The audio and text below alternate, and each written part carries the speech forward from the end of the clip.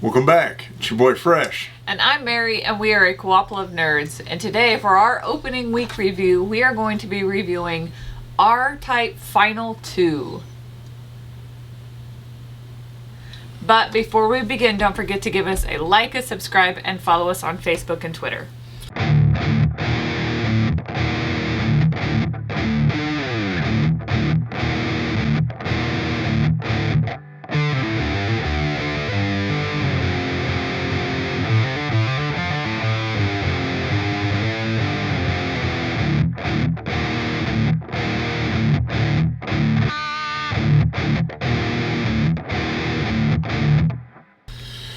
Alright, let's jump right into the gameplay footage. 3, 2, 1.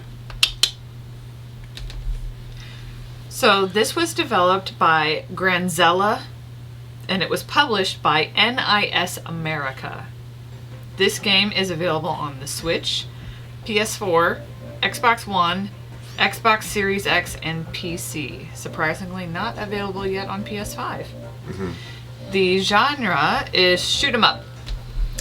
That's right. So you saw from that little previous screen that there is just a ton of ships you can unlock. You have to do well in the game. I have not done well in the game so far. And you'll see a little bit that at the end of the video.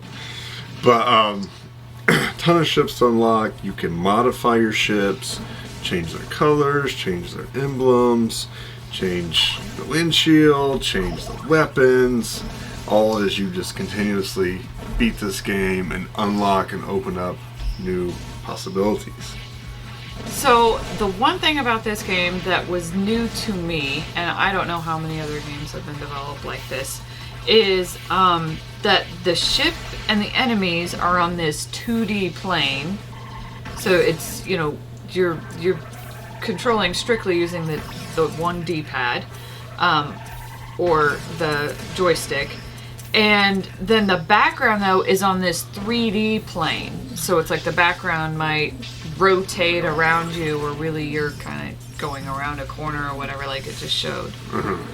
Yeah, one thing about that that's a little frustrating is there'll be enemy ships flying in the background, and so you're naturally trying to dodge them and trying to shoot them, and then eventually you realize you cannot shoot them, they cannot hit you. And then the very next row of ships will come, and then they'll be on your 2D plane, and you need to shoot them, or they will kill you. So that takes some, just trial and error there. You just got to get used to it. This game has really phenomenal music. I really, really enjoyed it. Mary thought it had a little bit of a Metroid feel there at the end when I beat that boss. There was some music in there that sounded just like Metroid. That's good music, Yeah. I really enjoyed the graphics. I know it's, it's still a 2D game, so I know some people will kind of poo-poo the graphics on it, but for me, I really enjoyed them. Yeah, even with it being 2D, it's very colorful. Yeah, very colorful, very pretty. Crisp. It doesn't have the slowdown as the Super Nintendo, R-Type, Super R-Type 3 did. There's no slowdown, there's nothing like that. The controls are real tight. You can alter the speed 1 through 4. I typically go 3. I think 4 is a little too quick, and 1 is just way too slow, so 2 or 3. And I liked that there was like a wide variety of enemy types. So like here you have a plant.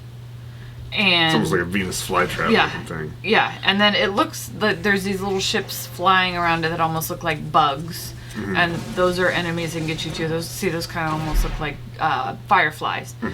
And then you had the one earlier that was like tentacles coming out of the wall, or the one that you said looked kind of like a chest. Mech. There was the one that looked like a chest burster inside an alien. Yeah, and then there was the one also in the very beginning of the clip that looked like a giant mech. I said it kind of looked like an Insecticon, but it was just like this giant robot that you were fighting. So there's just this wide variety of enemies that you have to fight. So it says one hit kills. You do respawn close to your death point, but you lose all of your additional weapons. So you basically start from scratch.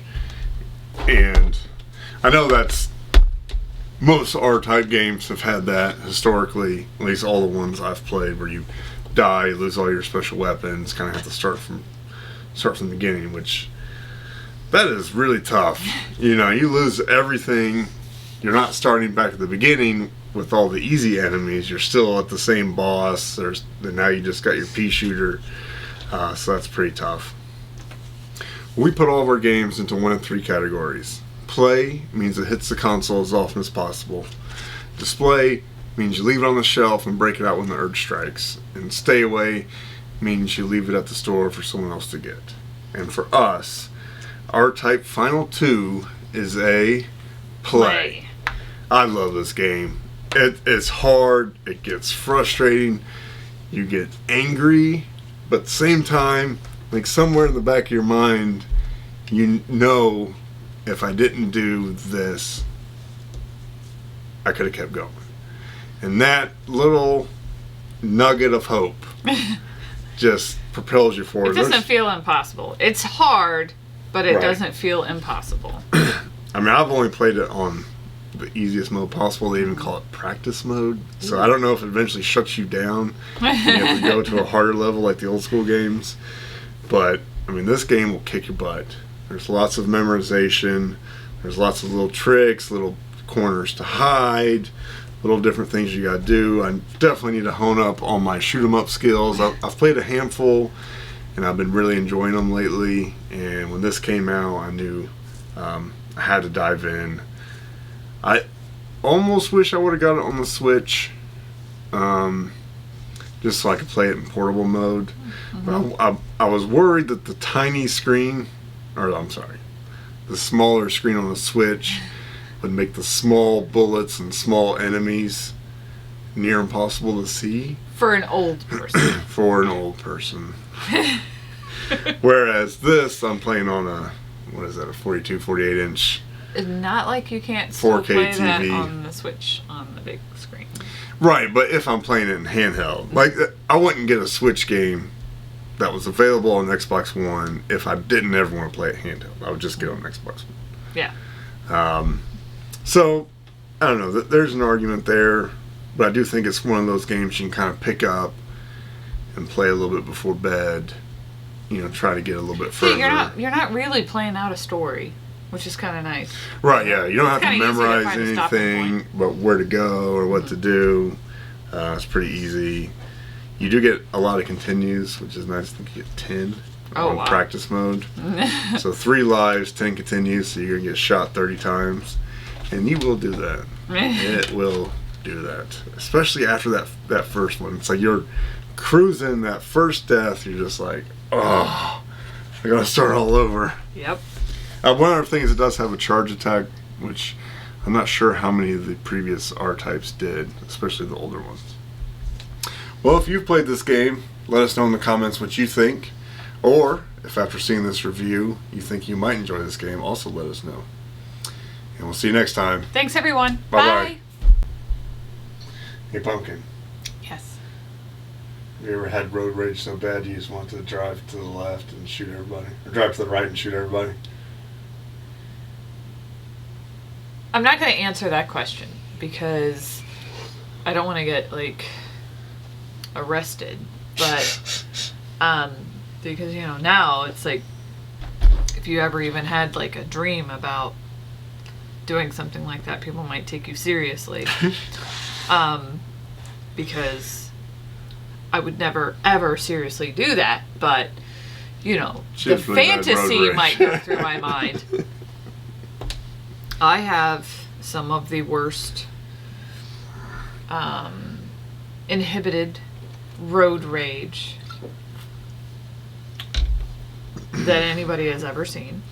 And it's passing down to our kids.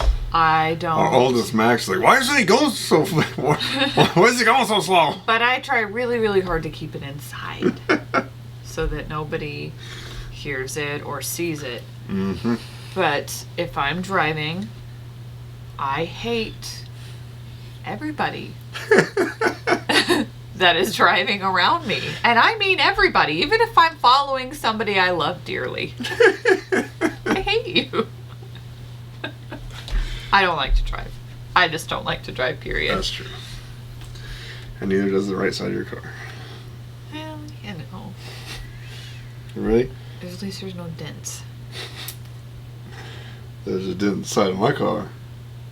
It's on the left. Yeah, from you. From the right. From your right side. Didn't damage my right side.